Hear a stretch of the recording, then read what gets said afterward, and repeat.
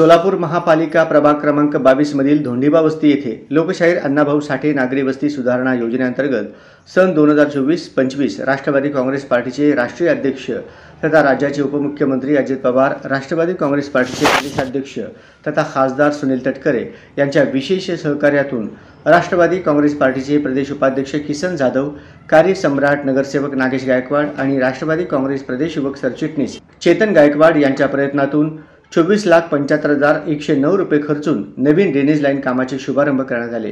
प्रभाग क्रमांक 22 मधील विकास कामांचा एक भाग म्हणून धोंडीबा वस्ती येथील नवीन ड्रेनेज लाईन टाकण्यात येत आहे।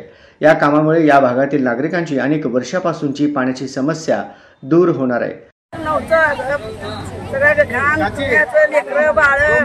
आजारी पडायचं करायचं त्याच्यामध्ये आज येऊन त्यांनी दोघं जण नागेशांना किसनअण्णा दोघं मिळून निर्णय घेतलेली पाईपलाईन घालून सगळ्याच व्यवस्था करणार आहे। या ड्रेनेज लाईन कामामुळे पावसाळ्यात साचणारा पाण्याचा निचरा होण्यास मदत होईल आणि परिसरातील स्वच्छता आणि आरोग्य अबाधित राहील। हे काम प्रभागाच्या विकास कामांचा एक भाग आहे असे मनोगत यावेळी राष्ट्रवादी काँग्रेस पार्टीचे प्रदेश उपाध्यक्ष किसन जाधव यांनी व्यक्त केली। सातत्याने इथल्या ड्रेनेजच्या समस्येसंदर्भात आम्हाला अवगत करून देत होते आणि ड्रेनेजच्या समस्येचं आम्ही आमच्या माध्यमातून महानगरपालिकेच्या कानावर ठेवून सातत्याने सांगण्याचा प्रयत्न करत होतो, परंतु गेली 3 वर्ष झालं महानगरपालिकेवर प्रशासक कामकाज सुरू आहे। नगरसेवक सध्या कुणीही अस्तित्वात नाही आहेत, त्याच्यामुळं कामात थोडासा विलंब झालेला आहे।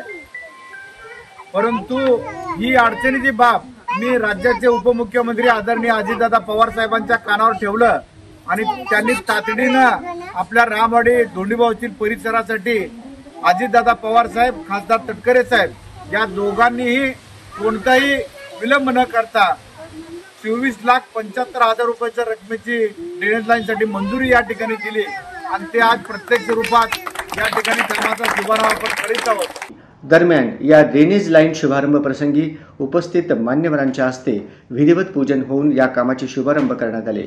यावेळी प्रभागातील नागरिक मोठ्या संख्येने उपस्थित होते।